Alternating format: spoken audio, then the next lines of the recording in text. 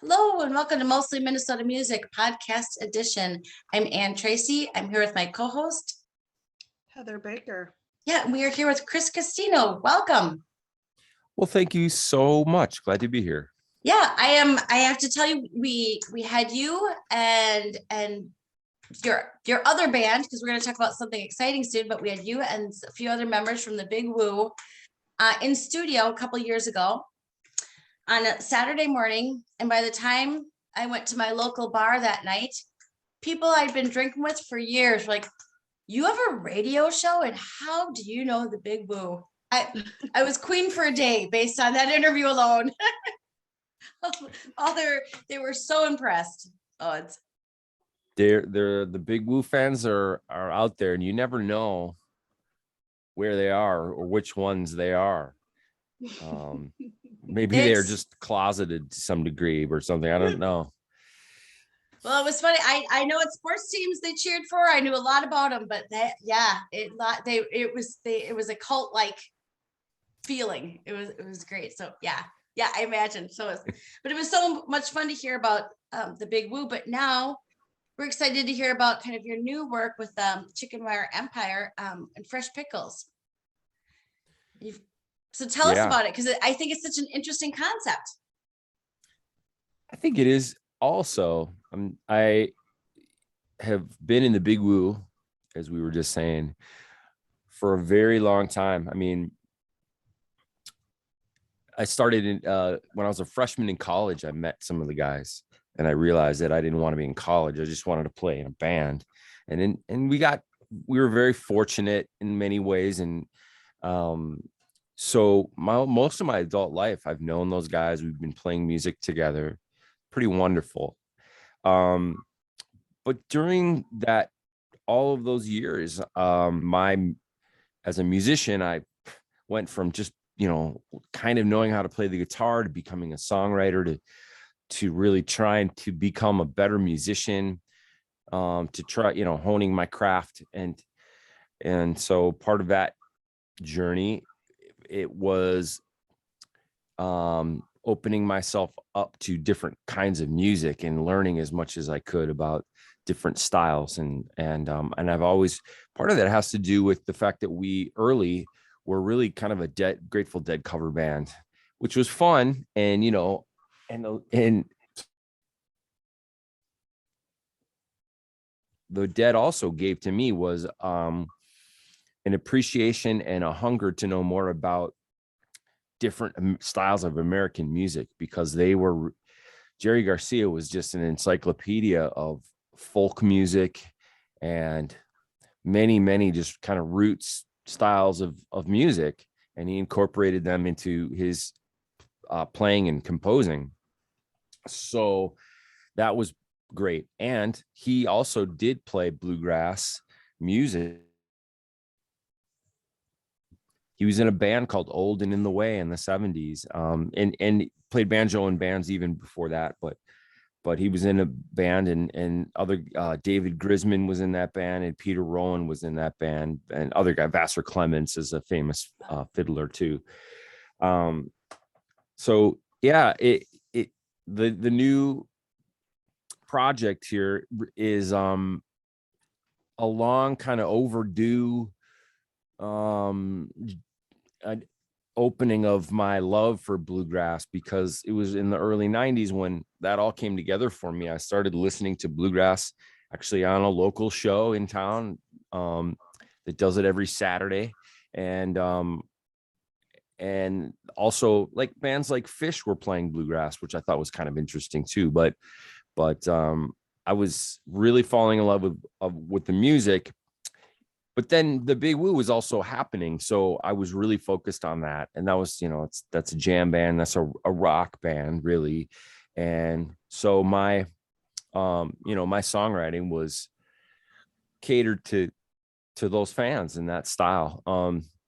So now I'm taking those tunes that Big Woo fans will recognize for sure. A lot of my popular songs are there, and some songs that are maybe a little deeper, but that really translated well. So with the help of those the guys in the Chicken Wire Empire who were Big Blue fans. They did a great job arranging the tunes and with me. And we came up with creative ways to turn these songs into bluegrass songs by not, they are essentially the same songs and recognizable, but there's some really great touches. And what I love is that people who don't know who the Big Woo is and your friends at the bar Yep. will all find something that to love about this record, because it has the classic tunes on it. But if you've never heard the Big Woo before, you will just think, oh, this is a cool new record of kind of, progressive bluegrass music. I like it. So I love it. And we can talk about all the guests too that are on there, but I'm very proud of the fact that it's you don't have to be a fan of the Big Woo at all to enjoy this. The music still is so danceable in a different way, Mm-hmm. and so family friendly. It still has that awesome festival feel. Yeah, people still want, when I got to, as I said, I've been in the Big Woo forever. And when we got older and people started having kids, these fans would be like, oh, my daughter loves Kangaroo. I've heard it over and over and over and over again. And of course, it's just it's a fun, irreverent song, and it is danceable. So I love that. And then I started having kids, and I realized how wonderful it is to have music that you can share with children, and what a great compliment it is that kids like your music, because they have, I don't know, they just have a pure appreciation for music, and they don't, just the feel of it. They just go off the feel. And they have no filter. Yeah. Right. Oh yeah. And they'll be like, no, I don't like that one, To or another. I like that one. I was amazed that I listened to both versions, the Big Woo and then the Chicken Wire members, and equally I loved both versions. There wasn't, like sometimes when people do their song and do a cover, you're like, oh yeah, it's good, but this is hands down, stands alone, equally fabulous as the other version. And it does have that big gathering feeling, but it's almost more dramatic too. The new version is the newer version. Yes. Yeah. Well, do you guys know Nicholas David? He's a singer in town. He's got a show on KFAI as well. Yeah. But I've known him forever, and he, to your point, he said that there was a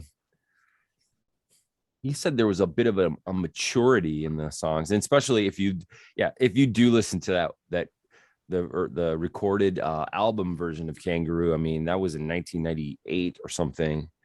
I was much younger, so I mean, my voice does sound a little different, not terribly different, but there is a little bit more lived experience in it, and it's fun to go back, and as I am now, as a middle-aged guy, to go up there and interpret the songs again.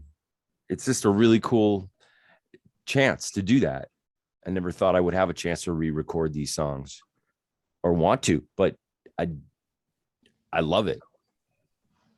I loved the opportunity to do it. It was so fun. I love that I was brought up more on bluegrass than I was on jamming, and we used to listen to a lot of bluegrass, and my dad was always a big fan. My dad was a big fan of Garrison Keillor, and then anything that would be on Prairie Home Companion. And yes, totally. I love the twang. I love the pace of it, but can we ask a little? Yeah, tell us a little bit about the Chicken Wire Empire, because you had 2 dobro players on here. Like, come on! I mean, so how is it working with them? And tell us a little bit about those folks. Yeah, both of the dobro players were guests that we invited in. The band itself is a 5-piece band. It's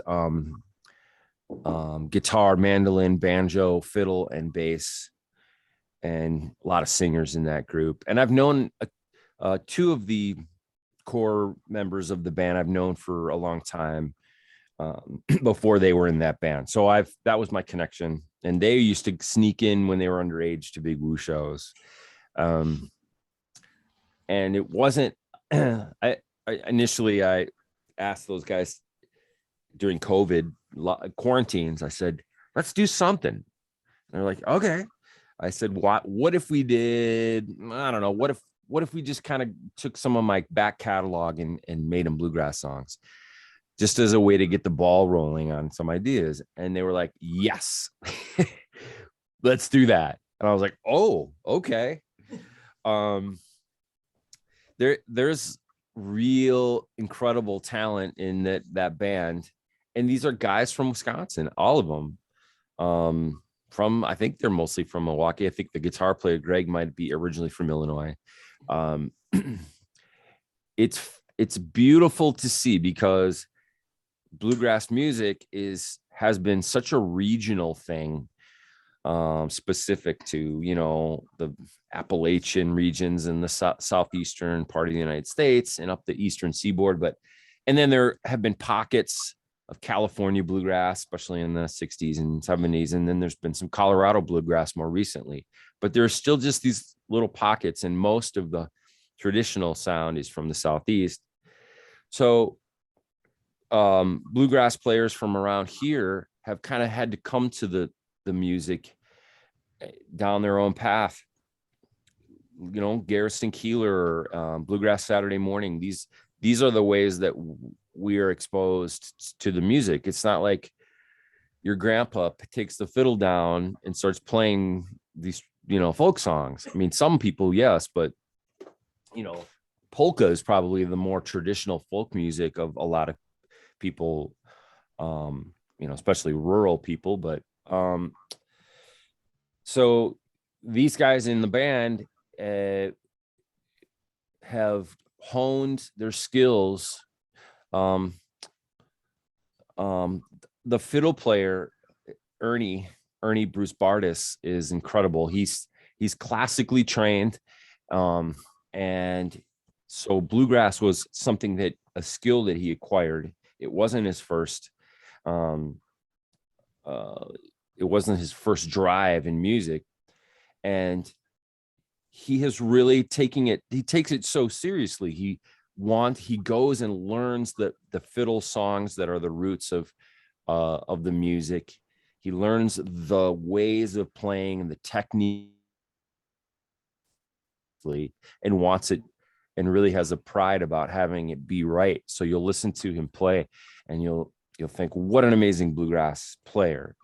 And he is, and he's just so talented. But he's an example of someone that had to adapt and learn how to play bluegrass music. I think the banjo player, John, might have started on guitar, but he has been playing banjo for a long time. And they're just so good. They just know the idiom so well. They can play it traditionally, just like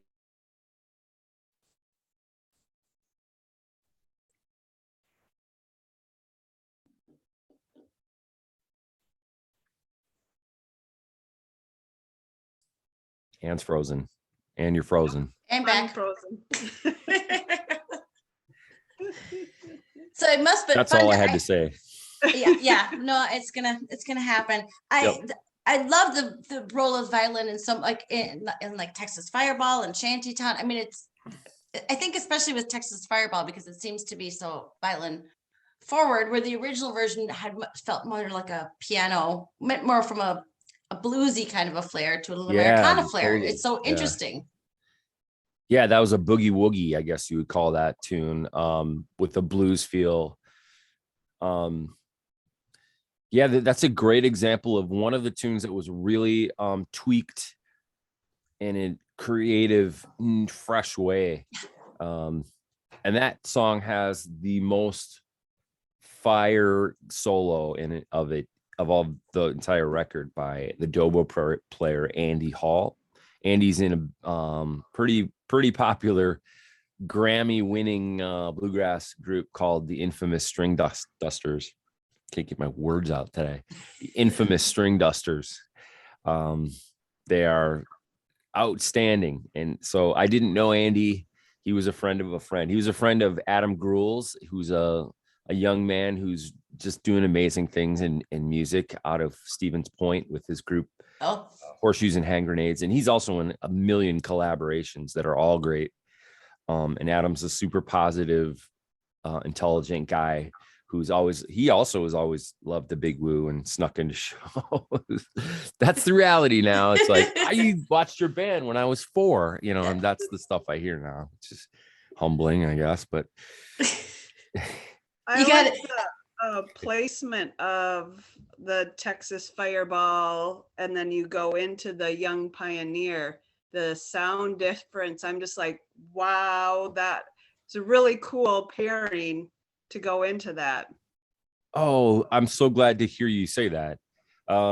That picking the order of the songs is always something that I care about. It's sometimes it's similar to when you go to a concert, the band beforehand or one person in the band will write out the set list. Some bands just go for it and they don't have a set list, but a lot of them do. And you craft the set list to have those changes, those dramatic changes that keep your ear from getting tired out from hearing one style or one tempo the whole time. So I appreciate that. Yeah, I did my best to break it up in interesting ways. So I'm glad that you heard that. I was going to say, I also heard in the Shantytown, towards the end, it sort of had a Caribbean vibe to it too. I was like, what is happening here? You kind of just give us a little taste of that too. I loved it. Thank you. That probably has something to do with the fact that the song itself was written in, at a time where I was listening to a lot of Leftover Salmon, and Leftover Salmon had a great hybrid thing, which was kind of an island feel mixed with bluegrass. This was something they were doing. And that actually, I mean, if you want to nerd out, it's like that goes back to Newgrass Revival in the 80s, and Sam Bush, who's on the record. They did some reggae music in a bluegrass format, and Bela Fleck was in that band, and John Cowan, and so they kind of infused bluegrass for the first time, and Peter Rowan did as well. He actually wrote that song. So there's this weaving of all these things. Peter Rowan is on this record, and Sam Bush is on this record.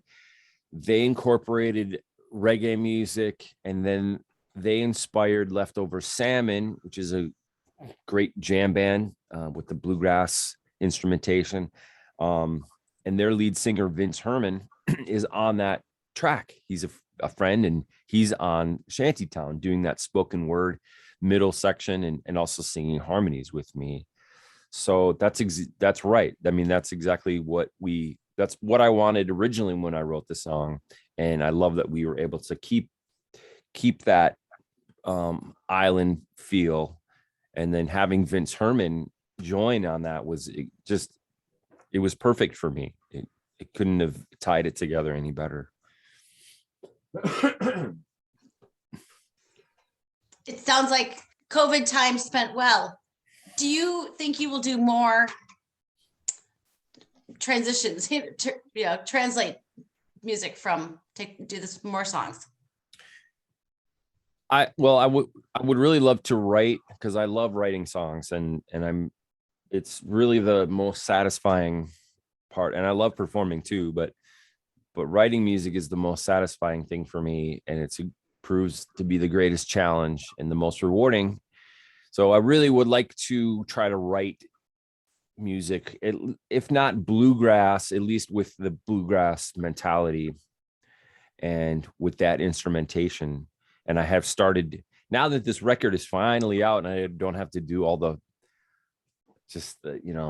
footwork, the handwork, the mailings, the computer stuff, and the promoting, all of that. So anyway, so now I can start writing music again, thank God. And I have started to write a few tunes already. So I could see myself doing a record of original music now, now that this has kind of gone well thus far. I mean, it's not even out yet, but I'm definitely happy with it enough to want to do more. I like to hear why you, or the reasoning behind it was called Fresh Pickles too. Yeah. Well, first of all, I naming an album is such a crazy thing, and people in bands put a ton of emphasis on that. You know, everybody wants the coolest sounding record title, the coolest album artwork. and it's really, it doesn't matter that much, you know. It's a little bit vain, really. If it's a good record, people will remember the title of it, you know. It's like if you're a good band, people will remember the name of your band. So I wasn't trying to come up with the cleverest thing. I really was leaning more towards just having something funny, and that you could sense that it wasn't taking itself too seriously. And you know, the Fresh Pickles was just a pun, I guess, based on the fact that the songs have been pickled and they're old and they've been in the jar for a long time, and that the freshness has been added in there lately. So that was the play on words. I like it because it gives us a little sense of your personality too, just playful and little humorous when we need some of that every now and again. I thought that same thing as well. I mean, there have been some, I feel like there's been some dark music that has come out over the last year. And hey, that I get that. That's where our minds have been. And that's fine. That probably connects with a lot of people. Maybe that's where they want to be. But I just felt like we need some more levity right now. So I'm glad you appreciate that too. Definitely. I was going to say, going back to, you know, your music sort of sounds festival now, just with the current time, it feels like a gathering, or you're having your family, extended family, you're all outside sitting on the porch, the stoop, and everybody, the neighbors are coming over, whatever. It still has that like great community encompass feeling where and you're dancing and moving just like the Big Woo gives us too. So I think this is a perfect antidote for right now. Oh, that's such a cool point, Heather. I appreciate that. Like, well, and you make me think that a fact that the record was recorded. We all played the songs except for the guests. Obviously, they did their thing remotely, but we played these songs as a band live in the studio until we got the version that we liked. And then we did like add some harmony vocals and things like this later, some things, but yeah, I'm glad that it comes across as like people sitting around playing, because we did do that. We did sit in a room together and play the songs to record them. And now we can hear you play these songs live, folks in the Twin Cities. Coming up, you've got the album release is February 4th, but the sneaky peek preview is at the Hook and Ladder on Friday, January 28th. Yes, yeah, right. I guess officially it'll be out there everywhere on February 4th. But we'll have some old fashioned like hard copies at the show if anybody wants to get one. And you know, the Hook and Ladder is a great venue, intimate venue, great listening room, good opportunity to come and you can sit in chairs if you prefer, and you can stand and move around if you prefer. And it's just a very warm and friendly group of people that work there, and warmth is good. We need some warmth, and it actually isn't going to be just crazy cold on Friday, which is great. So I don't know if there's seats. There might be some seats left, but I would definitely encourage people to get a ticket to this show. It's going to be outstanding, and there may not be walk-up tickets available, so they might want to call. Yeah. Well, there's such a community feel at the Hook and Ladder, and as Heather points out, your music has such a community family feel that it's going to be an awesome a night we all need. You know. Yeah. My mom's coming too. I'm excited about that. Oh, that's fantastic. Mm-hmm. That's great. That's great. I will include this in the notes, but for folks listening, where can people find this online? Where can they find you? Yeah, I have you could easily go to my website, chriscastino.com, to learn more about the project and buy music, which is always super helpful to artists, especially independent ones. And yeah, I mean, and it will be on the record will be out there for your sampling pleasure, and on all the big platforms as well. It'll be out there. Yeah. I don't even need to say the names of those places. People know what I'm talking about, They right? can find it. They can find it. Yeah. But You got yeah, a it'll be couple out. songs It'll be already out out. there. Mm. Sorry. I What'd you just say? say a couple of the songs are already out there. Red Sky in Jackson County. Yeah. Yep. On Apple and Spotify. Yeah, we did release some singles. So go check those out. Yeah. Right now. And I think Kangaroo will officially be the last single next week. Right as the album's coming out. So, but yeah, the two songs are out there for people to check out right now, and I encourage them to do it. They're great. Yeah, the music's fantastic. It's toe tapping and spirit lifting. So Yeah. Good. Chris, thank you for coming to talk to us and for putting a new skin on some awesome music. And Heather, you guys are great. I appreciate what you guys do. It's always nice to see you. I'm glad we got a chance to do it. Yeah, very much. Keep up the good work. Thank you.